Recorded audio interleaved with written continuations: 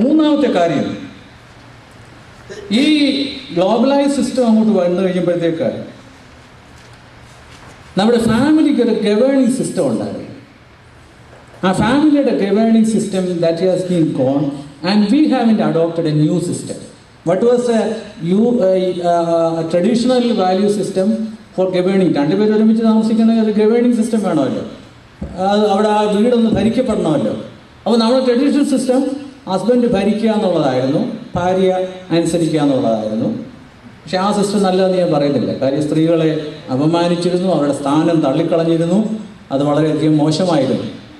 പക്ഷെ അതിന് എതിരായിട്ടൊരു സിസ്റ്റം ഉണ്ടായി. എന്താ? പുരുഷനോട് മത്സരിക്കുന്ന ഒരു സിസ്റ്റം.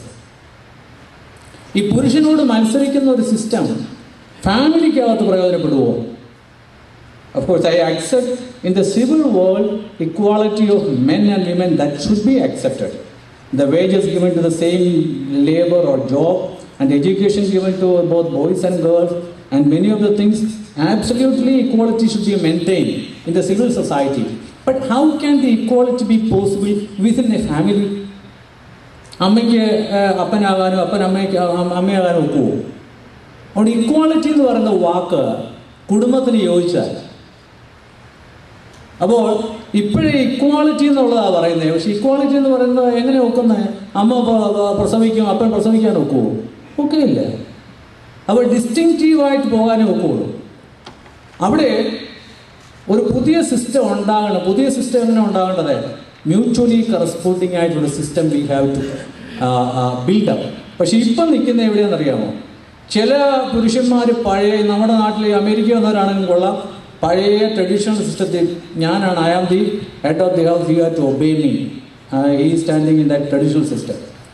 ഇപ്പോൾ സ്ത്രീകൾ ഇച്ചിലൂടെ ചിലപ്പോൾ മോഡേൺ സിസ്റ്റത്തിൽ അങ്ങനെ അങ്ങോട്ട് വിട്ടുതരാൻ തയ്യാറില്ല എന്നുള്ളൊരു മൈൻഡ് സ്ത്രീകൾക്ക് ഉണ്ടായിട്ടുണ്ട്. ചിലപ്പോൾ അവർ റിയാക്ട് ചെയ്യാനും തുടങ്ങിയിട്ടുണ്ട്.